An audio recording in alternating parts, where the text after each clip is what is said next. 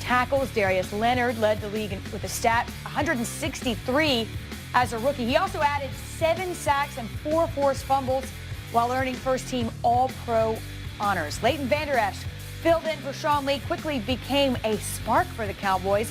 140 tackles helped Dallas rank 6th in scoring defense, 7th in yards allowed. And Denzel Ward, big time for the Browns.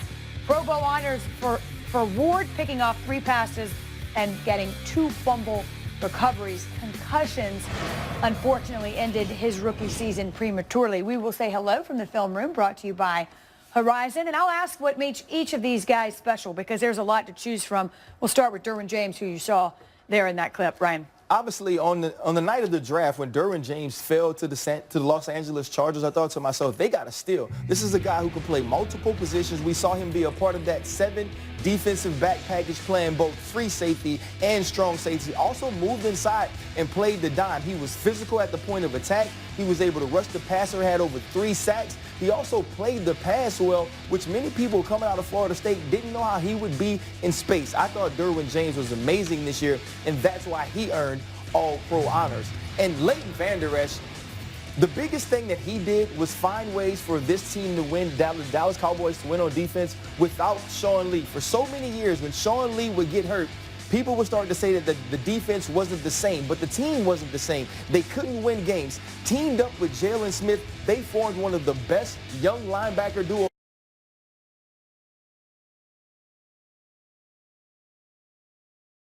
Yeah, look, you saw the stats earlier when we put the graphic up there, and you were talking about how many sacks he's had, how many tackles he's had. The thing about Darius is this: he is so versatile, meaning this: he can play Sam, Mike, or Will on a 4-3. If he was in a 3-4, he could play inside or outside, and he could rush from the outside in a 2-point or a 3-point stance. He can rush outside or inside. He can cover. He can communicate. He is so long, rangy, and physical that he's just all over the football field. Another guy who I got to watch in person down on the field, very, very impressive. Bradley Chubb is someone who people know that I like. When we had him in there, he had one of the best jokes ever of all time that stumped Wendy Nix and left her speechless. This guy is a tremendous power rusher that is working on the finesse part of his game. Look, he broke the single-season rookie sack record in Denver held by his teammate Von Miller. He was only 2 off of Javon Curse's NFL rookie sack record. He's going to get better and better and better. He can play the run. He can rush the passer. They had him in coverage this year. Look, the league is really good. The league is in good hands when you're talking about defensive players. Listen, we have a poll. We asked the same question for the offense, the NFL and the ESPN. And the numbers say your boy Darius Leonard. And they're probably not wrong. No. They're probably not wrong. I have to say in this case, I agree. And if you don't know anything else, if someone tells you they went to space, you don't have to believe it. You don't necessarily, it might not be true. Or you could be like me, too, who just sat there like, yes. Okay. Thanks for bailing me out. No. All right, listen, it happens, I guess. All right, when we return, Brady and Belichick are likely, I would say they are the best quarterback coach legacy we've ever seen. Who's the next tandem on deck?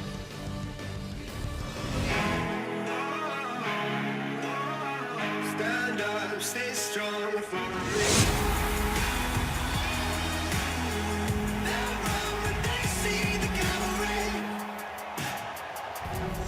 Film Room is brought to you by Scrimmage. How about Lamar Jackson took the Ravens to the playoffs after going 6-1 in relief of Joe Flacco. He played 7 games, but still led all QBs in rushing yards. Philip Lindsay was undrafted, but made the Pro Bowl, and before he went down with a wrist injury, he averaged almost 5.5 yards per carry, the most by a first-year player since DeMarco Murray.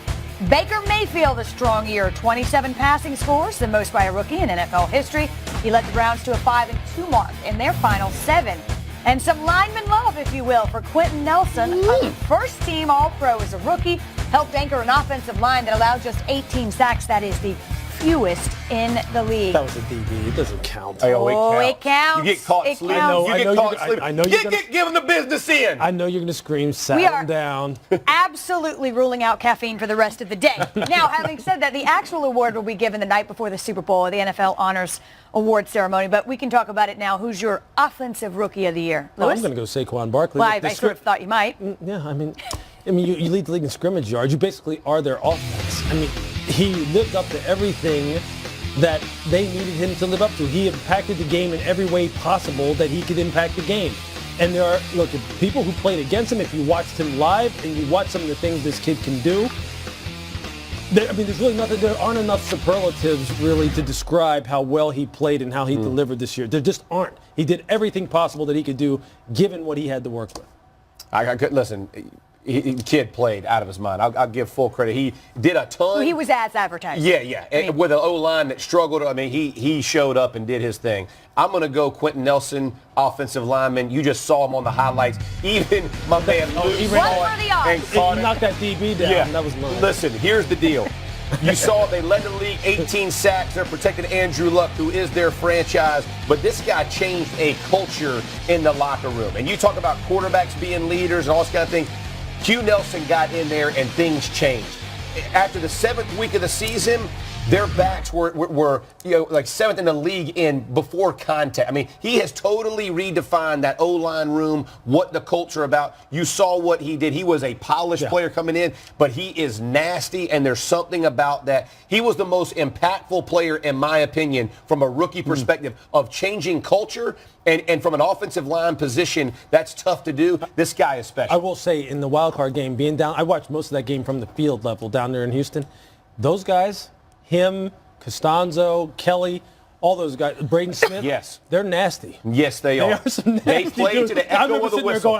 They're coming off the sideline. I'm trying to scoot over near their bench. Like, I kind of like what they're doing. Yeah, I like this. I agree. I don't want to play anymore, but I like this. But I like it. Yeah. I'll ask you a different question, Adam, and that is why might Baker Mayfield walk away with this? Well, let me say this. Saquon Barkley, if he won it, wouldn't be surprised. Wouldn't have a problem. Quentin Nelson, if he won it, wouldn't be surprised. Right. Wouldn't have a problem. And I also don't think it's an issue if Baker Mayfield wins it, because what he did was change a culture. We talk about culture. There was a Baker Mayfield changed a culture in Cleveland. The Browns became relevant. They became interesting. They became competitive. They became a football team that's not laughed at, largely because this guy's playing quarterback and showing all the potential that John Dorsey and Alonzo Highsmith and Elliott Wolf saw in him when they made him the #1 overall pick in the draft. Baker Mayfield was as good as Saquon Barkley, as good as Quentin Nelson in his own respective way. And you can make the argument for any of these three rookies winning Rookie of the Year and not being incorrect. Off topic a little bit, but the same team. Baker, the whole culture of that football team changed. It coincided with Greg Williams being named interim head coach as well, and he doesn't get the head coach. Isn't there something a little bit weird about that, too? There was a whole lot of things that really seems like it came together to get that football team to kind of wake up a little bit and start playing a little bit differently. It's interesting to me. But Freddie Kitchens did a good job with the offense, and he became the head coach. Yep. Yeah. But Greg did a good job with the whole team. Yeah, he did. Right. And didn't He moved become on. head coach. No argument. he did not. He got the defense coordinator job with the New York Jets. So changing squad. Speaking of culture changes necessary, he'll have his hands full there as well. Listen, the NFL on ESPN asked for your opinion, the Offensive Rookie of the Year. Yes, sir. The Eds have it with Louis Riddick. Saquon Barkley. 8%. We know quarterback and running back driven. Wow. Good well, boy. your boy Lamar, I have though, never is heard only it say there running 4%. back driven. This isn't a running back driven league. Well, Saquon did. It's a Saquon-driven league at this Saquon right point. now. All right, listen, New there York was Giants. Come on. plenty that stood out on Championship Sunday. Clearly, we've talked about some of the more controversial calls. Let's look at the good stuff. How about the best mic drop, right? My man Jimmy Buffett here singing the national anthem before the Saints and the Rams, and apparently he was satisfied because he just drops the mic, which brings us to this. The best defender drop.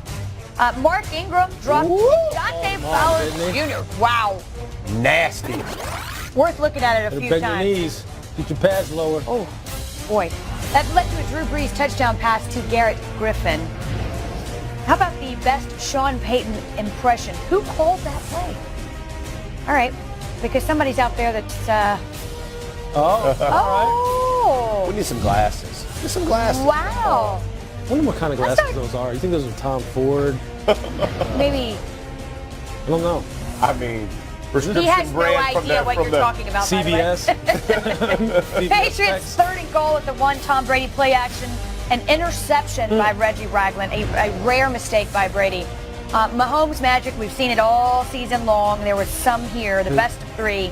That's on the run. Yep, off balance, by the way, to mean, Sammy Watkins. Special. Look, the Ferrari still is special. If he would have got a hold of that rock at the end of the game, you know he would have scored, so don't even give me that. How about that one? Around Adrian Claiborne. I mean, just... It's sick what he can do with that. I mean, And then it really is. late game magic, a couple of clutch catches right here. A reminder, this is in overtime. Drew Brees gets hit, throws the pitch to John Johnson, who catches it on Dante his Fowler. back. Yeah. You make a trade for a guy like that. That one play justifies the whole trade. Yep, well, that led to a game-winning field goal. 1 minute to go. Tom Brady to Rob Gronkowski Players, over Eric Berry. players, not plays. Dan This is- Sorensen, get look at over this. there and help him. Just He's throw it got up it. to the dude you trust. Watch what happens. Well, not all fun and games for the Patriots, although it ended up that way. How about the Microsoft Surface tablet? He's like, no, it doesn't work. You know what? I'm done. That's not the first time he's gone after that thing. And then there was Gronk. All right, we're going to celebrate with composure of sorts. Look at him. Look He's at right. him. Look. I'm the coach. Wait for it. I'm the head coach. That's classic. Can't do that. Oh, wait. And that's right. Everyone's like, hey, I mean, he dialed it in a hurry. He sure dialed did. it in a hurry. I like that. Sure did. This is How good. about this Brady on Instagram? Doesn't say a word. I love Gronk's face. This is good. Absolutely love The Gronk's music that face. it's set to. Yeah, Yeah. yeah, well, I agree with that. And Who is that? Look at the I face. don't know, but it was good. Still here. Yeah, that's what the it best is. part, yeah. That's what it is. And you know what? It's disappointing. Man, I was proud of these guys. It's been a great season. It's a great group of guys that's worked extremely hard. Man, to come off a tough loss like we did last year, That's tough to swallow, right? It's going to hurt, which I could obviously see. That's important. That's how you get better. I mean, it hurts. It hurts everybody. We knew we had the opportunities this game and this season, and we put in the work. The hold is down. The kick clears the line, and Greg Zuerlein sends the Rams to the Super Bowl. It's the love of the game. I love this game so much. I've been dreaming of this all my life. It's good to win. We're going to the Super Bowl, man. It's like a dream come true. It's a dream come true. We're going to the Super Bowl. Yeah, it's good to win. It was just the biggest team win I would say I've probably been a part of, going on the road, winning a playoff game. Wherever you win, it's good to win. It's a pretty great way to end it. I was probably as excited as I've been in a long time. Look, it's tough to win in this league, so whenever you get one, you feel good about it. And gives to Burkett, runs it left for the win. Touchdown, Patriots! And they're bound for Super Bowl 53. He's always ready for these moments, and that's why he's the greatest quarterback. Everybody's lasered in and focused, and he's the greatest quarterback of all time. There's no one I would rather have on a 2-minute drive than number 12. And he just proved it again. As soon as I saw it was heads, I saw this before. I know what happens at the end of this one. What a crazy range of emotions, but that's how it works.